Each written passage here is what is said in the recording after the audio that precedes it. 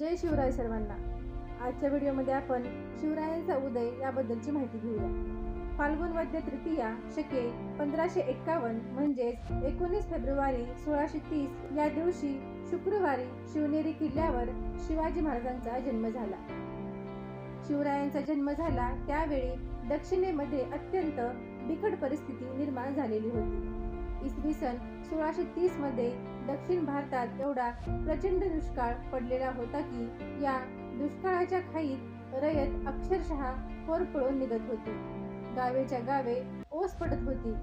अन्न काय पण पाणी सुद्धा मिळणे मुश्किल झाले होते। याच दरम्यान इसवी सन 1630च्या सुमारास निजामशाही अतिशय कमकुवत झाली होती। आदिलशाही दरबारात अंत्यस्थ कटकटी सुरू होत्या। कुतुबशाही जरी आपले अस्तित्व टिकवून असली तरी मुघलांचा प्रभाव तेथेही वाढू लागला होता। शहाजीने निजामशाही वाचवण्याचा निकराने प्रयत्न केला, तथापि 1636च्या अखेरीस शहाजीला शरणागती पत्करणे भाग पडले। शहाजहानने निजामशाही खालसा केली आणि तो प्रदेश मुघल व आदिलशहा यांच्यामध्ये वाटून देण्यात आला। शहाजीने आदिलशहाची नोकरी पत्करली। पुणे जहागिरीची देखरेख करण्यासाठी शहाजीने दादोजी कोंडदेव यांची नेमणूक केली होती। या जहागिरीमध्ये इंदापूर, सुपे, पुणे आणि चाकण हे परगणे मोडत होते। शहाजीराजे जरी कर्नाटकात गेले असले तरी जिजाबाई व बाल शिवाजी यांचे वास्तव्य शिवनेरी किल्ल्यावरच होते। पुढे आपण शिवरायांच्या शिक्षणाबद्दलची माहिती घेऊया। क्षत्रियाच्या मुलास आवश्यक तेवढे शिक्षण शिवाजी महाराजांस स्वाभाविकपणे मिळाले। अश्वारोहण, दांडपट्टा, तलवारीचे हात, नेमबाजी इत्यादी शास्त्र शिक्षण शिवाजी महाराजांस बालपणी मिळाले। 12 मावळांवर प्रभुत्व। इसवी सन 1640 ते 41 मध्ये शिवाजी महाराज आणि जिजाबाई शहाजीच्या बोलण्यावरून बेंगलोरला गेले होते।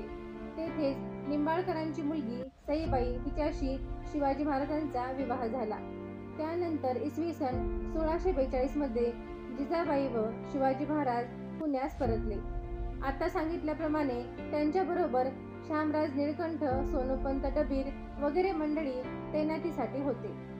पुण्यास आल्यानंतर शिवाजी महाराजांच्या कर्तृत्वाला प्रारंभ झाला। या सुमारास शिवाजी महाराजांचे वय केवळ 12 वर्षाचे होते। दादोजी कोंडदेवांच्या अनुभवाचा लाभ घेऊन या 12 वर्षाच्या मुलाने पुण्याच्या परिसरातील 12 मावळे आपल्या वर्चस्वाखाली आणले। त्यानंतर स्वराज्य कार्यास प्रारंभ झाला। 17 एप्रिल 1645 रोजी शिवाजी महाराजांनी दादोजी नरसप्रभू देशपांडे यास लिहिलेले एक पत्र उपलब्ध आहे। या पत्रात हे राज्य व्हावे हे श्रींचे मनात फार आहे असा स्पष्ट उल्लेख आहे। 1645 पासून शिवाजी महाराजांच्या मनात स्वतंत्र राज्याची कल्पना आकार घेऊ लागली होती। 28 जानेवारी 1646 या तारखेचे शिवाजी महाराजांचे न्यायनिवाडा विषयक एक पत्र उपलब्ध असून या पत्राच्या शिरोभागी शिवाजी महाराजांची मुद्रा आढळते। पत्राच्या अखेरीस मर्यादेय विराजते ही दुसरी मुद्रा दिसून येते।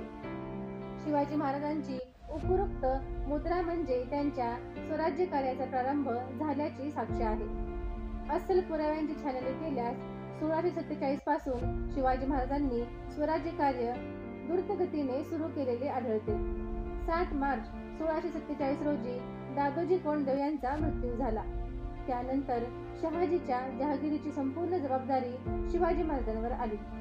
स्वतंत्र वृत्तीच्या शिवाजी महाराजांनी स्वराज्य स्थापनेचा धाडसी उद्योग हाती घेऊन आदिलशहासारख्या शत्रूंना आश्चर्यचकित केले। 1647 मध्ये तोरणा आणि राजगड हे 2 किल्ले शिवाजी महाराजांनी ताब्यात घेतले। 1647च्या दिवाळीत पुरंदरचा किल्लाही मोठ्या कौशल्याने आपल्या वर्चस्वाखाली आणला। याच वर्षी पुण्याचा हवालदार आणि सिंहगडचा किल्लेदार यांच्याशी स्नेह जोडून शिवाजी महाराजांनी कोंढाणा उर्फ सिंहगड हा किल्लाही आपल्या ताब्यात घेतला। अशा प्रकारे केवळ एका वर्षात तोरणा, राजगड, पुरंदर आणि सिंहगड हे 4 महत्त्वाचे किल्ले शिवाजी महाराजांनी आपल्या ताब्यात घेतले। शिवाजी महाराजांचे किल्ले घेण्याचे धोरण आदिलशहास मोठे भयप्रद वाटले। शिवरायांच्या या हालचालीला शहाजीची फूस आहे असा संशयही आदिलशहाला आला। तेव्हा आदिलशहाने मुस्तफा खान व बाजी घोरपडे यांना कर्नाटकात पाठवून शहाजींना कैद केले आणि त्यानंतर अफजल खानाने शहाजींना पायात बेड्या घालून विजापूरला आणले. शहाजींना पकडल्यानंतर आदिलशहाने शिवाजी महाराजांविरुद्ध फतेह खान या सरदारास पाठविले. शिवाजी महाराज पुरंदरच्या किल्ल्यावर असल्याचे समजताच फतेह खानाने पुरंदरला वेढा घातला. पण शिवरायांच्या मावळ्यांनी असा प्रखर प्रतिकार केला की फतेह खानला पळून जावे लागले. आदिलशहाने शहाजीचा थोरला पुत्र संभाजी यांच्या विरुद्धही फतेह खान आणि तानाजी दुरे यांना पाठविले होते. पण हे दोघेही अपयश पदरात घेऊन परत आले. या पराभवामुळे आदिलशहा अधिक संतप्त झाला. शहाजीला किती दिवस अटकेत ठेवावे हा प्रश्नही आदिलशहापुढे होता. तेव्हा शहाजीची सुटका करण्यासाठी शिवाजी महाराज व संभाजी यांच्यावर दडपण आणून महत्त्वाचे किल्ले परत मिळवावेत असा विचार आदिलशहाने केला. त्याप्रमाणे कोंढाणा, बंगळूर व कंदर्पी हे 3 किल्ले शिवाजी महाराज आणि संभाजी यांनी आपल्या ताब्यात द्यावेत म्हणून शहाजीची सुटका करण्यात येईल अशी अट आदिलशहाने घातली. शहाजींची सुटका करणे महत्त्वपूर्ण असल्यामुळे शिवाजी महाराज आणि संभाजींनी हे 3ही किल्ले आदिलशहाला दिले आणि त्यानंतर आदिलशहाने शहाजींची सुटका केली. सुटकेनंतर कर्नाटकात येऊन शहाजीने पुन्हा आपला दबदबा निर्माण केला.